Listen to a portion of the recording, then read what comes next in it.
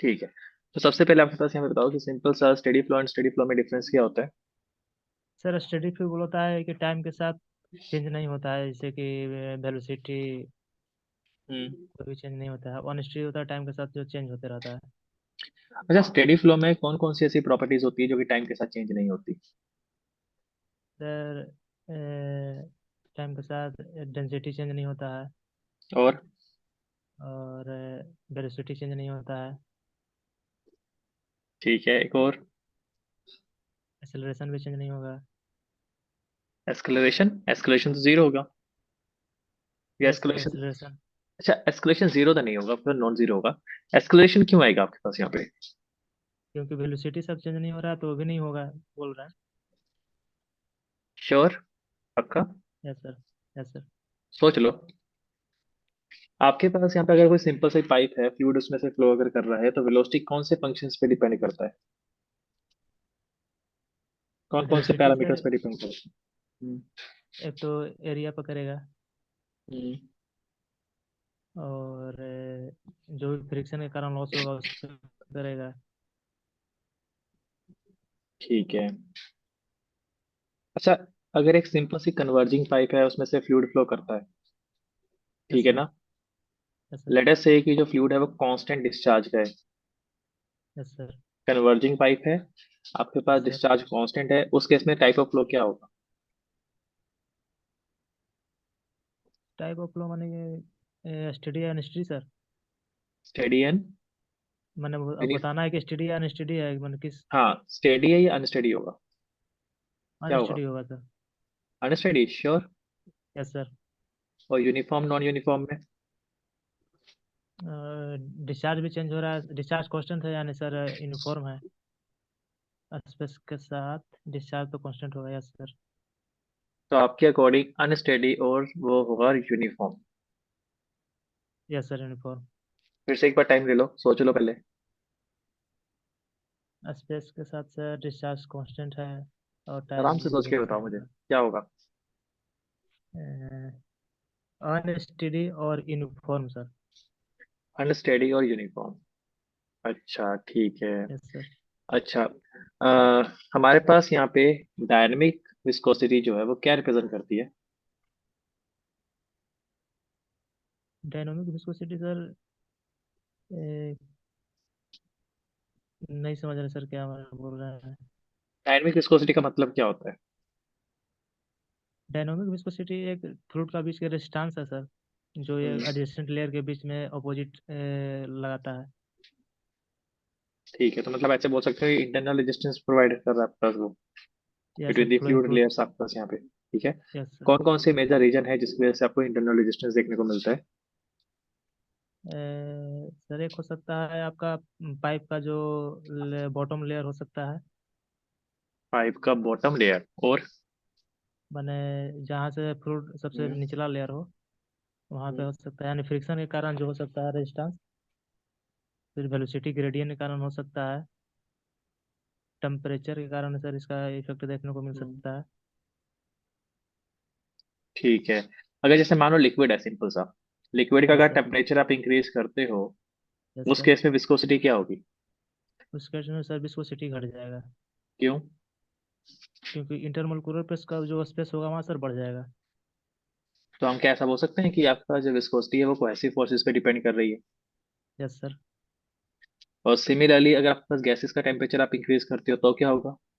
वहाँ पे बढ़ जाएगा सर, क्योंकि जो दोनों का स्पीड होता है, हम्म। स्पीड बढ़ जाता है वहाँ पे, तो वहाँ पे हम्म। अट्रैक्शन ज़्यादा होने लगता है। उस कारण विस्कोसिटी बढ़ जाता है। वेरिएशन सही बताया लेकिन रीजन गलत दिया। ये सर गैस में तो बढ़ जाता है विस्कोसिटी टेम्परेचर बढ़ाने हाँ, पर। वो सही है, वो सही है, क्यों बढ़ इंटरमोलिकुलर जाता है। जो रोटेशन होता है सर, मैंने उसका हम्म। क्या बोलता है, रोटेशन नहीं कहेंगे, मैंने उसका जो वेलोसिटी होता है सर बढ़ जाता है। हम्म। हम्म, तो आप ऐसे बोल जिससे कि सकते हो कि अगर आपके पास टेम्परेचर अगर इंक्रीज हो रहा है, उस केस में टेम्परेचर इंक्रीज होने से मॉलिक्यूलर मोमेंटम ट्रांसफर जो है वो यस इंक्रीज सर। हो जाती है। ठीक है ना। Yes sir. वर्ड्स को सही ढंग से चूज करो। ठीक है, एनपीसीएल के जितने जा रहे हो वहां पे वर्ड्स का पे बहुत ज्यादा ध्यान दिया जाएगा आपको। आप सिंपली कह सकते हो अगर टेम्परेचर इंक्रीज करते हो, जो आपके पास एटम्स और मॉलिक्यूल्स है उसके अंदर जो वाइब्रेशंस है, उसकी जो वेलोसिटी है, ठीक है, मूवमेंट है, वो बढ़ जाएगी काफी ज्यादा, जिसकी वजह से काइनेटिक एनर्जी इंक्रीज हुई। ठीक है। Yes sir. और जब वो आपके पास यहाँ पे मूव कर रहा है तो वो एडजेसेंट पार्टिकल्स को स्ट्राइक करेगा और आपके पास यहाँ पे क्या करेगा, मोमेंटम को ट्रांसफर करेगा। तो यस विस्कोसिटी सर। आपके पास यहाँ पे बढ़ रही है एक तरह से। ठीक है, इसका ध्यान रखना। हमारे पास यहाँ पे प्रेशर जो है, प्रेशर की सबसे स्मॉलेस्ट यूनिट क्या होती है, यस। सबसे छोटी यूनिट बता सकते हो? प्रेशर के सर सबसे स्मॉलेस्ट मान लो अगर मैं आपको सिर्फ मिलीमीटर में लेटर से स्क्वायर। 3 यूनिट प्रोवाइड करता हूँ, जैसे लेटर से एक पास्कल है, किलो पास्कल है, यस सर। और 1 मिलीमीटर ऑफ मरकरी है। इन तीनों में से सबसे छोटी यूनिट कौन सी है? 1 millimetre of mercury.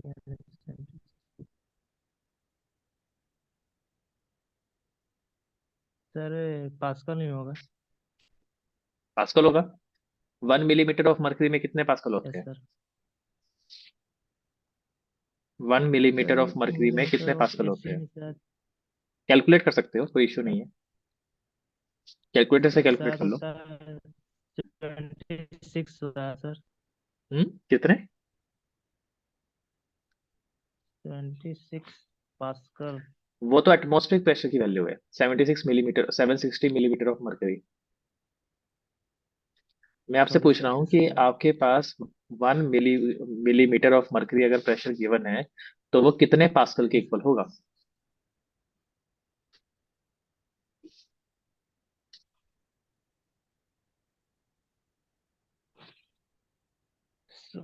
Sorry sir अभी नहीं इसको। हाइड्रोस्टैटिक लो क्या बोलता है? हाइड्रोस्टैटिक लो हाइड्रोस्टैटिक लॉ बोलता है सर कि किसी पॉइंट पर जो प्रेशर है ऑल डायरेक्शन में सेम होगा।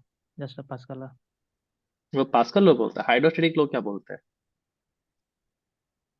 अच्छा सॉरी सर हाइड्रोस्टैटिक लॉ बोलता है कि अकॉर्डिंग टू मैंने डेप्थ के जितना ज़्यादा डेप्थ जाएगा प्रेशर उसी बढ़ते जाएगा मैंने रिलेटिव टू डेप्थ। हम्म। तो फॉर्मूला क्या बनता है फाइनली आपके पास यहाँ पे? रो जी एच। रो जी एच। तो अगर मैं आपसे यस ये सर। पूछ रहा हूँ कि मिलीमीटर, 1 मिलीमीटर ऑफ मरकरी को पास्कल में यस कन्वर्ट सर। करो, तो मतलब कि रो क्या होगा? मरकरी का जीरो लोगे पॉइंट आप six 13,600। Yes sir. Gravity yes nine sir. Point eight one आपको पता है। Yes height sir. मैंने आपको क्या बोली, 1 मिलीमीटर। उसको 0.001 पुट कर दो, देखो फाइनल आंसर क्या आ रहा है आपके पास। समझे बात? Yes sir 13,117 yes sir. मतलब अगर आपके पास सिंपल से कोई भी प्रेशर की यूनिट दे रखी है किसी लिक्विड की फॉर्म में, तो उसे आप कन्वर्ट कर सकते हो अपने न्यूटन पर मीटर स्क्वायर पास्कल में, सिंपली बाय हाइड्रोस्टैटिक लॉ। ठीक है ना, ये आपको ध्यान यस रखना है सर। यहाँ पर। अच्छा, सिंपली हमारे पास लैमिनार और टर्बुलेंट फ्लो के बीच में डिफरेंस क्या होता है? सर लेमिनार फ्लो में होता है कि जो पार्टिकल होता है एक स्ट्रीम लाइन बनने करने का अर्थ है कि बिना किसी पार्टिकल्स को कट किए हुए या डिस्टर्ब किए हुए फ्लो होते रहता है। हम्म। और टर्बुलेंट में होता है कि डिसऑर्डर फ्लो होता है। हम्म। तो इसमें फ्लो डिसऑर्डर होता है। चाहे फिर इसको हम रेनॉल्ड्स नंबर से डिफाइन कर सकते हैं। ठीक है। Anything else? टर्बुलेंट फ्लो को कैसे डिफाइन करोगे? टर्बुलेंट फ्लो के सर रेनॉल्ड्स नंबर का फॉर्म बताएं सर। रेनॉल्ड नंबर को डिफाइन कैसे करोगे, डेफिनेशन क्या होगी उसकी? डिफिनेशन बोल सकते हैं सर कि अगर कोई भी पार्टिकल्स फ्लूइड पार्टिकल से डिसऑर्डर फॉर्म में फ्लो करे जैसे कि एक दूसरे को कट करते हुए जाए या कट करते हुए नहीं, इंटरमिक्सिंग अगर आपके पास हो रही है यहाँ इंटरमिक्सिंग पे, करते हुए यस सर। एडिस की फॉर्मेशन हो रही है, उस टाइम पे आप कहते हो कि आपके पास यहाँ पे फ्लो कैसा है, टर्बुलेंट फ्लो है। यस ठीक सर। है। अच्छा, एक चीज बताओ, हमारे यस पास यहाँ पे head loss due to friction आप पढ़ते हो। Yes sir. क्या आपको पता है लेमिनार और टर्बुलेंट फ्लो के लिए head loss due yes to sir. Friction जो है वो किन किन पैरामीटर्स पे डिपेंड करता है? Sir head load friction h l बराबर 4 FL v square by 2 GT होता है सर इस पाइप में हम्म। लेमिनार के लिए। हम्म। तो एक तो वेलोसिटी पर भी होगा सर। और? फिर उसका लेंथ पर भी होगा। हम्म। उसका डाया पर भी होगा। हम्म। और टर्बुलेंट केस के लिए? टर्बुलेंट के लिए सर एच एल बराबर होता है 0.316 आर ई के पावर 1/4। टर्बुलेंट की फॉर्म नहीं है।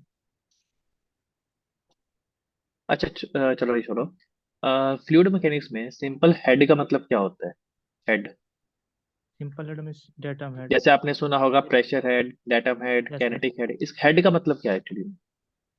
हेड का अर्थ है कि सर पानी माने कितना बॉटम से ऊपर उठा हुआ है, किस हाइट तक उठा हुआ है, जो हाइट है उसको बोलते हम्म। हैं हेड। अगर मान लो, अगर मैं आपको ये बोलता हूँ कि भाई आपके पास काइनेटिक हेड है लेटर से 5 मीटर, यस इसका सर। मतलब क्या हुआ? Velocity head sir. हाँ, मतलब क्या हुआ इसका वेलोसिटी हेड का? क्या मतलब? मैं कैसे बोलूंगा पानी 5 मीटर ऊपर उठा हुआ है? नहीं सर, अब हम देखते हैं कि पानी का फ्लो किस हाइट में हम लोग वेलोसिटी वहाँ पे देख रहे हैं।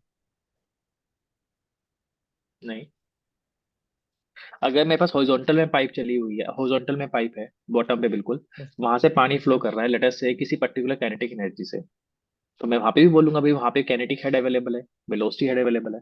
लेकिन वहां तो पाइप ग्राउंड पे है। Sorry sir. ठीक है। अमरजीत, अब मैंने आपका पहले स्नैप लिया था ना एक बार, इसी एफएम का लिया था। Yes sir. ठीक है।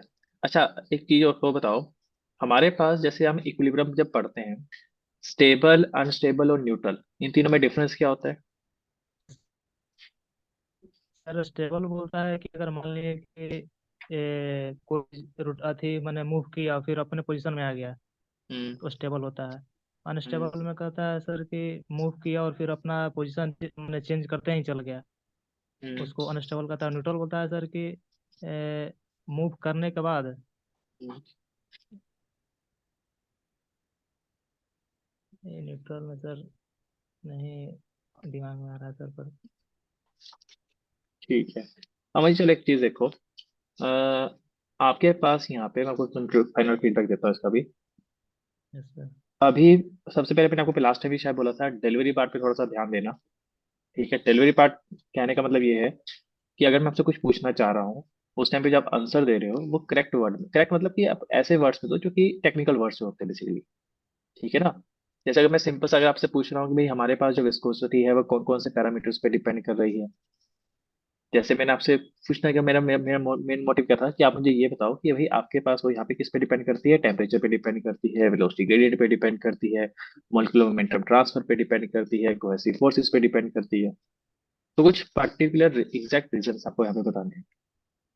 ठीक है ना? यस। रैंडम गैस करने की रिक्वायरमेंट नहीं है। जब मैं आपसे पूछना चाह रहा हूँ कि भाई हमारे पास जैसे लेमिनार और टर्बुलेंट फ्लो के केस में फ्रिक्शनल हेड लॉस कितने पैरामीटर पे डिपेंड करता है? अच्छा, एक बार फॉर्मूला बोलो जरा आप बस। हेड लॉस के लिए फॉर्मूला कौन सा यूज करोगे लेमिनार फ्लो के लिए?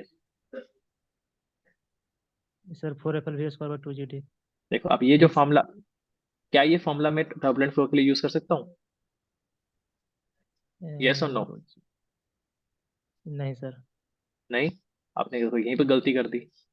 जो आपने फॉर्मूला बोला 4 FLV² बाई 2 GD, ये लेमिनार और यस सर। टर्बुलेंट दोनों के लिए वैलिड है। ठीक है ना? यहाँ पर ओके सर। एफ क्या है? एफ की डेफिनेशन लेमिनार और टर्बुलेंट फ्लो के लिए डिफरेंट डिफरेंट होती है। जो आप फॉर्मूला आपने बोला था 0.316 Reynold number to the power 1/4, वो एक्चुअली में फ्रिक्शन फैक्टर का फॉर्मूला था, ना कि हेड लॉस का।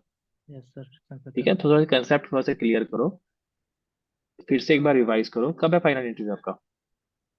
4 जनवरी को सर। 4 जनवरी है ना? अभी आज और कल इंटरव्यू, अब इसको थोड़ा सा रिवाइज करो और परसों मुझे फिर से फीडबैक देना, फीडबैक बोल रहा हूँ मैं इसको, फिर से मुझे स्नैप देना है इसका। Okay sir. ठीक है। लेकिन थोड़ा डिलीवरी पार्ट पे थोड़ा ध्यान रखना। जब मैं आपसे कुछ पूछना चाह रहा हूँ, ठीक है, आप हिंदी का यूज कर रहे हो नॉर्मली, ठीक है, यस सर। कंफर्टेबल है आप बिल्कुल इस चीज में, तो आपके पास यस जो सर। वर्ड्स आप जो बोल रहे हो वो इसको भी एग्जैक्ट होने चाहिए सर। ठीक है ना? Okay sir. ऐसा नहीं है कि आप इंग्लिश में बोल रहे हो तो आपको सोचना पड़ रहा है, आपको सोचना पड़ रहा है मतलब कि लैक ऑफ नॉलेज है वहाँ पे। Yes sir. ठीक है ना? इसका थोड़ा सा ध्यान रखना। और कोई डाउट आपको भी? नहीं सर।